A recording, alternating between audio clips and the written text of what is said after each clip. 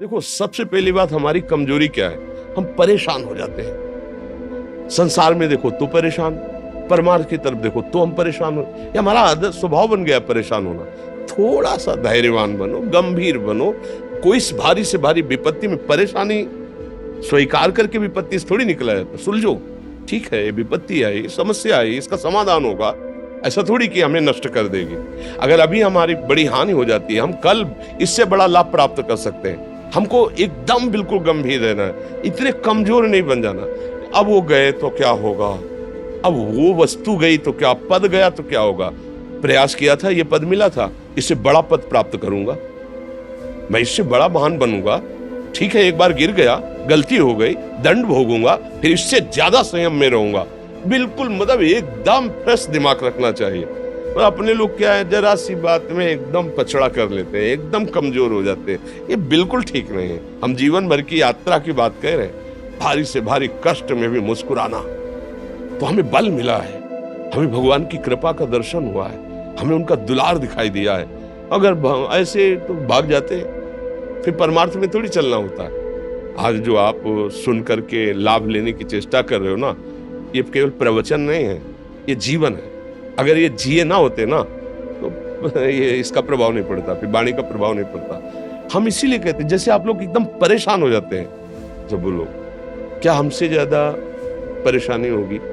दोनों किडनी खराब, दवाई लाने के लिए पैसे नहीं, पानी रखा है हम उठ के पी नहीं सकते, भीषण शरीर में कष्ट, भीषण बुखार, क्योंकि किडनी फेल, जरा में बुखार, खाने को क्या, रोटी मांग के लाओ। अगर वहां सब्जी मिलती है तो लाल मिर्च ऐसी पड़ के मिलती थी कि पा नहीं सकते थे। आप सोचो, पानी लाना है तो मुझे लाना है, पीना है तो मुझे पीना है। अगर मैं हारता तो कहां पहुंच जाता, क्या स्थिति होती? नहीं, मरना है, पर कदम पीछे। कोई दिन ऐसा नहीं जिस दिन सेवा ना की हो, जिस दिन सेवा ना गए हो। गुरु जी की सेवा में जाना है, पहले अपने को स्वस्थ साबित करना है, नहीं वो सेवा नहीं लेंगे।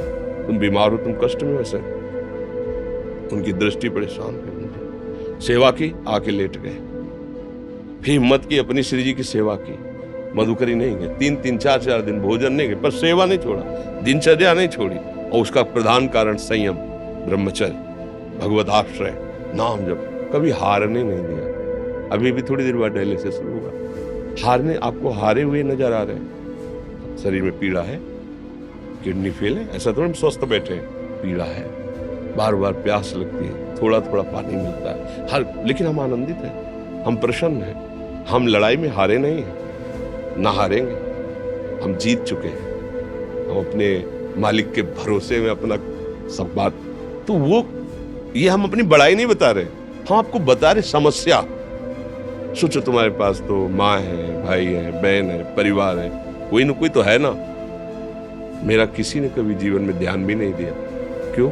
बचपन से बाबा जी बन गए, किसी से प्यार नहीं, किसी से संबंध नहीं, कोई जानकारी नहीं, हम कहाँ हैं, वो कहाँ, किसी से कोई मतलब नहीं। अच्छा, जवान साधु कौन श्रद्धा करे?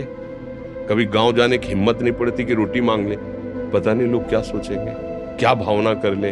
हम दरवाजे पे खड़े हैं, क्या कैसी भाव, जो हमारे सामने आकाश वृत्ति से आया यौवन अवस्था में, वही पाया, अन्यथा भूखे रह गए। जब हम हर समय अपने को विवेक के द्वारा सावधान रखे तो हम कभी निराश नहीं हुए, कभी उदास नहीं हुए, कभी ऐसा नहीं लगा कि यार हम दुखी, कभी नहीं लगा।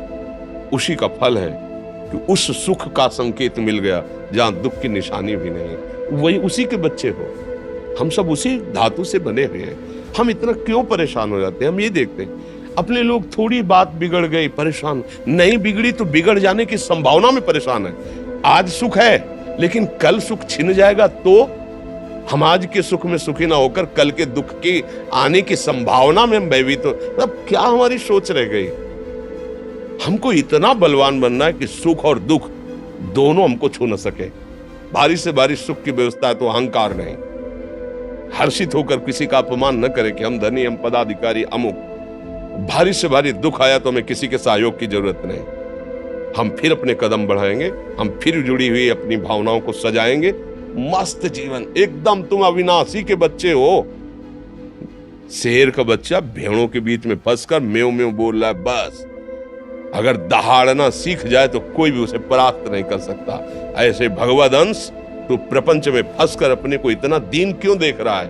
तू ऐसा है कि भगवान के दिव्यास्त्र में भी ताकत नहीं तेरे को मार सके। तू अविनाशी का अविनाशी बच्चा है। विनाशी भोगों को, विनाशी शरीर को मैं मान के इतना भयभीत, इतना दुख, ठीक नहीं। ये सबके लिए, केवल एक के लिए नहीं। आप समझो, आप लोग सोचते हैं हम गृहस्थ होकर भला ऐसी स्थिति कैसे। जनक जी सुखदेव जी के गुरु हैं और राजा हैं, महल है, रानियां हैं, नौकर है, चाकर।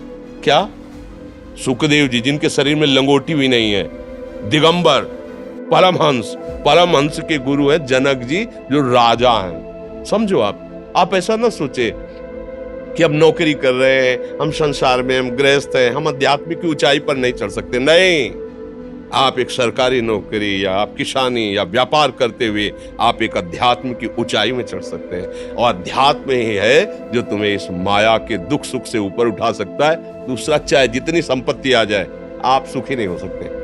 सब देख लो, आंख खोल के देख लो, अध्यात्म ही है जो तुम्हें हर कष्ट सहकर मुस्कुराकर जीने का रास्ता बता देगा कि आप आनंदित हो जाओगे। कुछ नहीं बिगड़ा। अध्यात्म है तो कुछ नहीं बिगड़ा, अध्यात्म नहीं है तो कुछ नहीं बना, कुछ हाथ नहीं लगने वाला।